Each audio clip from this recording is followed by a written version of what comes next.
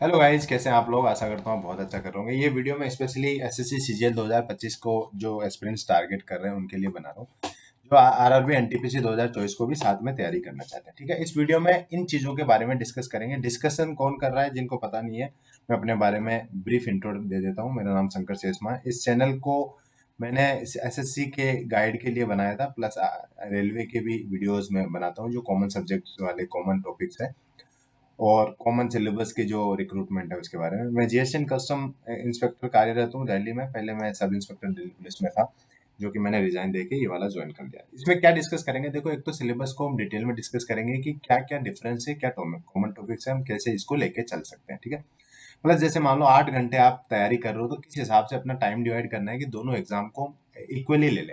देखो, हो सकता है ये पहले होगा, चांसेस इसके हैं, उसके बाद ये वाला होगा, तो पहले हम इसको किस हिसाब से लेके चलें। दोनों एग्जाम के लेवल का डिस्कशन करेंगे, चारों सब्जेक्ट्स का, जिसमें इंग्लिश अपने एनटीपीसी में नहीं आती वैसे। कैसे सिलेबस को अपने कवर करना है, एक साथ कैसे कवर करना है, प्लस बुक लिस्ट हम दोनों का डिफरेंस आपको बताएंगे, प्लस एक एक बुक का बारे में लिख के आपको बताएंगे कि ये वाली बुक आप पढ़ सकते हैं। मॉक कैसे देना है, किसका कितना मॉक आपको लगाना है, किस हिसाब से लगाना है। दोनों की सैलरी का कंपैरिजन करते हैं, सोशल स्टेटस कंपेयर करेंगे और वर्क कल्चर हम लास्ट में इसका कंपेयर करेंगे। इसलिए वन बाय वन चीजें डिस्कस करते हैं। So without wasting your time हम स्टार्ट करते हैं। और सबसे पहले हम पोस्ट के बारे में डिस्कस करते हैं। देखो, जो आरआरबी एनटीपीसी दो में आई है अपने, एक तो अंडर ग्रेजुएट आई है, एक ग्रेजुएट आई है। तो ये वाली जो पोस्ट है, ये जैसे स्टेशन मास्टर है, टिकट सुपरवाइजर है, गुड्स ट्रेन मैनेजर है, जूनियर अकाउंट असिस्टेंट है, सीनियर क्लर्क है, ये वाली पोस्ट तो है आपकी ग्रेजुएट की। ठीक है, और इसके अलावा जो ये पोस्ट है, ये अंडर ग्रेजुएट पोस्ट है। ये तो आपका एनटीपीसी में होगी। इसके कंपैरिजन में सीजीएल की पोस्ट का आप देखोगे तो ये सुने सुनाए नाम होंगे, जैसे असिस्टेंट ऑडिट ऑफिसर, जिसको डबल एओ बोलते हैं, और इनकम टैक्स इंस्पेक्टर हो गया, और जीएसटी एंड कस्टम इंस्पेक्टर हो गया, एसओ इन एमईए हो गया, ऑडिटर हो गया, टैक्स असिस्टेंट हो गया, एसआई इन सीबीआई हो गया, और एईओ इन ईडी हो गया। ये वाले जो पोस्ट है ना, जैसे सीबीएन वगैरह, नार्कोटिक्स वगैरह में, ये सीजीएल के थ्रू होती है। तो ये सीजीएल की पोस्ट में ज्यादा फेमस है, क्योंकि ये थोड़ा सा पब्लिक डीलिंग इनकी साथ ज्यादा होती है। अब रेलवे में बात करें तो रेलवे की डीलिंग इनके साथ होती है। हमें पता है टिकट सुपरवाइजर टीटी के बारे में तो हर कोई सुनता है, हम विदाउट टिकट जाते हैं तो ज्यादातर टीटी हमें पकड़ ही लेता है ना। तो ये वाली ये वाली चीजें हैं। स्टेशन मास्टर हर स्टेशन पे होता है, तो ये भी आपको नॉलेज इसके बारे में होगी। अब बात करते हैं पैटर्न की। सबसे पहले पैटर्न समझ लो आप, और उसके बाद हम मैथ्स के सिलेबस की बात करेंगे, रीजनिंग के सिलेबस की, जीएस के सिलेबस की। क्विकली ये चीजें आपको मैं थोड़ा ऐसे हिसाब से समझाऊंगा कि आपको समझ में आए। देखो, ये सब्जेक्ट, ये सब्जेक्ट, ये सब्जेक्ट, ये तीनों सब्जेक्ट अपने कॉमन है। ठीक है, इनका वेटेज ऐसे मत मानो कि मैक्सिमम मार्क्स, मैक्सिमम मार्क्स का तो कोई मतलब ही नहीं है। अपने को अल्टीमेटली इन तीन सब्जेक्ट के बेसिस पे दोनों एग्जाम को अपने को अच्छा स्कोर करना पड़ेगा।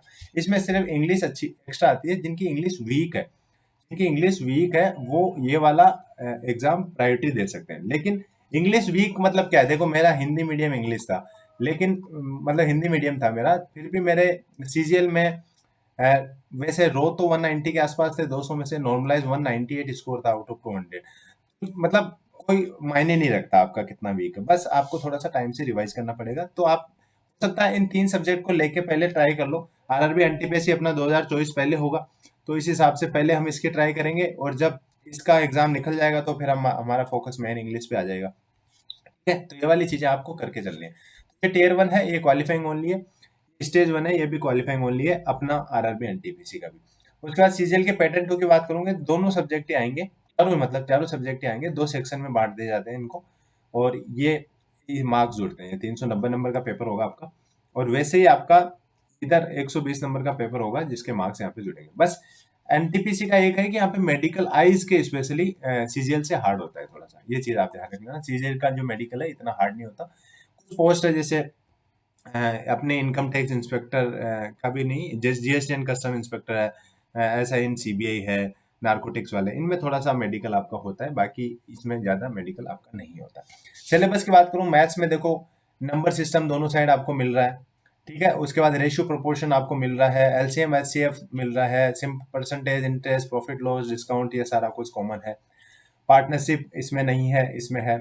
मिक्सचर एलिगेशन इधर नहीं है। ठीक है, मेंसुरेशन में मतलब एडवांस मैथ की बात करें तो मेंसुरेशन इधर है, अलजेब्रा है, ज्योमेट्री, ट्रिगो है, और ये चारों इधर है। थोड़ी सी इतना सा फर्क है कि एलिमेंट्री है, मतलब यहाँ पे बेसिक चीजें थोड़ी सी आती है। स्टैटिस्टिक प्रोबेबिलिटी इधर है लेकिन इधर प्रोबेबिलिटी नहीं है। इतना सा है, कॉमन सिलेबस है। कुछ कुछ टॉपिक्स है जो दोनों साइड है, जैसे टाइम एंड डिस्टेंस इधर भी है इधर भी है, तो आप आराम से देखोगे तो यहाँ पे 90% आपका सिलेबस ओवरलैप कर रहा है। बट इतना सा है कि अभी लेवल के बारे में बात करेंगे आगे, वो मैं उस टाइम डिस्कस कर लूंगा। और ये रीजनिंग की बात करें तो इसमें भी अपना सिलेबस लगभग ओवरलैप ही कर रहा है ना।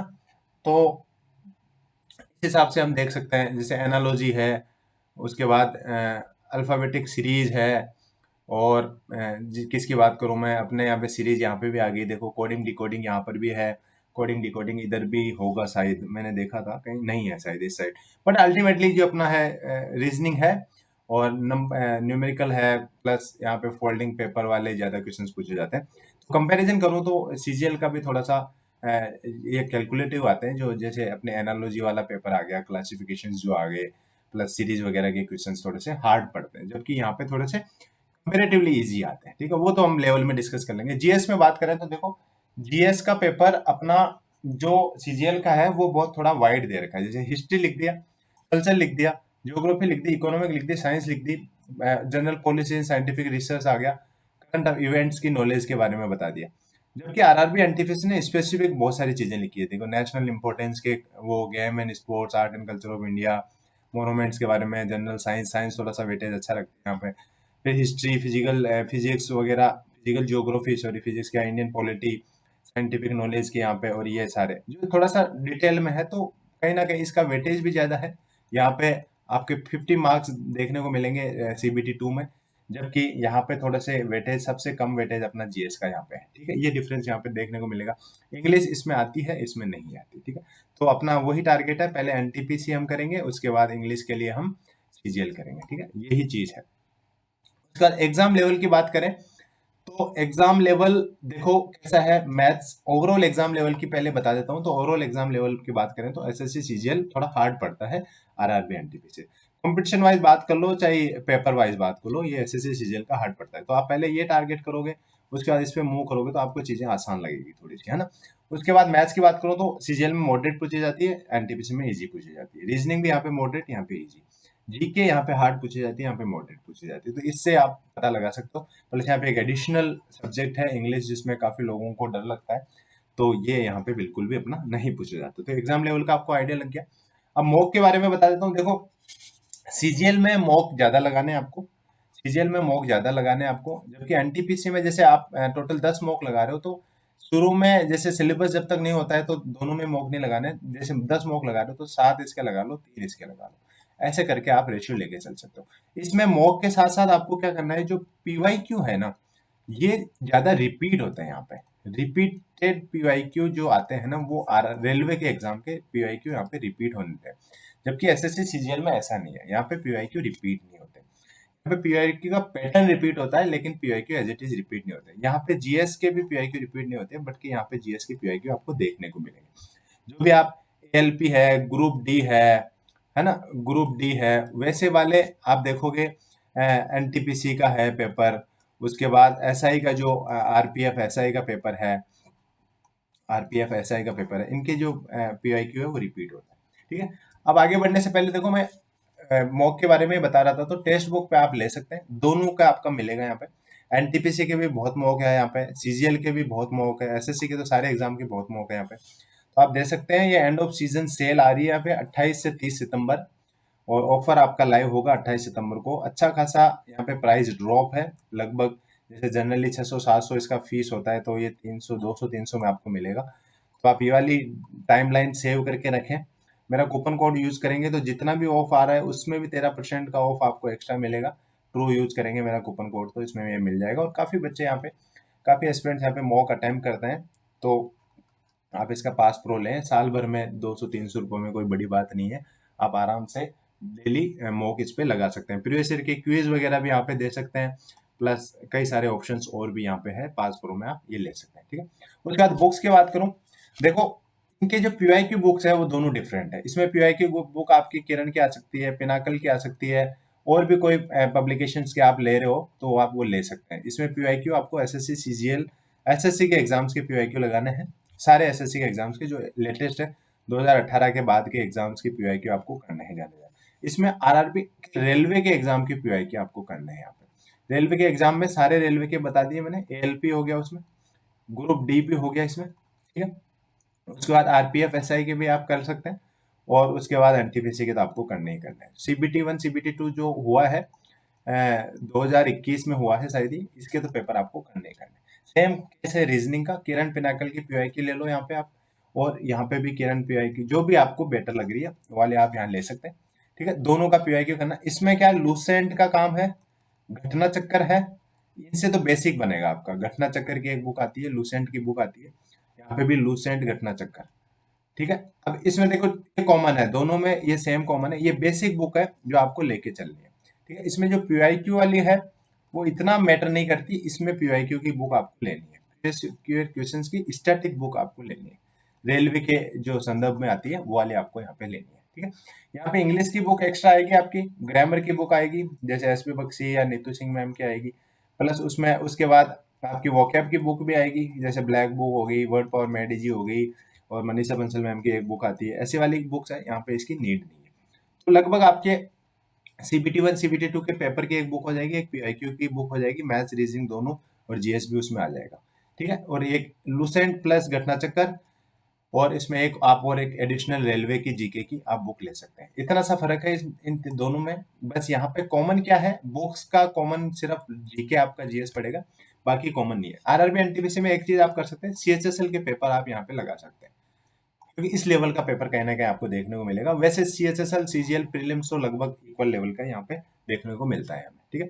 उसके बाद आगे बात करें कंपैरिजन की, देखो सोशल स्टेटस और लास्ट पॉइंट है जिसके बारे में हम बात कर रहे हैं यहाँ पे।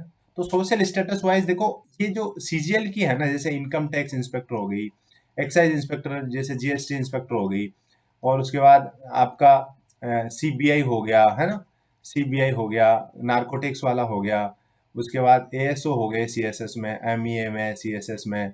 तो ये वाली पोस्ट ऐसी है जो थोड़ी सी नॉन पोस्ट है, और इनको मतलब जनरली लोग ज्यादा प्रेफर करते हैं क्योंकि इनकी स्टेबिलिटी है, प्लस पब्लिक में थोड़ा सा रेपो है। बाकी जो आरआरबी एनटीपीसी है, जैसे इसमें स्टेशन मास्टर को अच्छा मानते हैं, उसका टीटी का जो जॉब है टिकट सुपरवाइजर उसको अच्छा मानते हैं। बाकी जो क्लर्क वगैरह की जॉब है रेलवे की, वो इतनी लुक्रेटिव नहीं है, बट ओवरऑल बात करें तो ये मतलब बहुत स्टेबल जॉब होती है। और स्टेबल इन द सेंस इनमें भी फील्ड वर्क ज़्यादा नहीं है, जिन जिन में फील्ड वर्क नहीं है उनके भी तो स्टेबल यहाँ पर भी है ना। बट बाकी इसमें भी ऑल इंडिया ट्रांसफर है, यहाँ पे आपको जोन मिलेंगे ऑल इंडिया के हिसाब से, बट यहाँ पे भी आपको जोन मिलेंगे। तो दो जोन वगैरह दोनों में ही सेम है, मतलब आपको इसमें भी डिफरेंट डिफरेंट जोन में पोस्टिंग होगी, इसमें भी डिफरेंट डिफरेंट जोन में पोस्टिंग होगी। इसमें कुछ पोस्ट है जिनमें सिर्फ दिल्ली में पोस्टिंग है, बट यहाँ पे शायद ऐसा कुछ भी नहीं है ना, इसमें ऑल इंडिया आपकी पोस्टिंग होगी।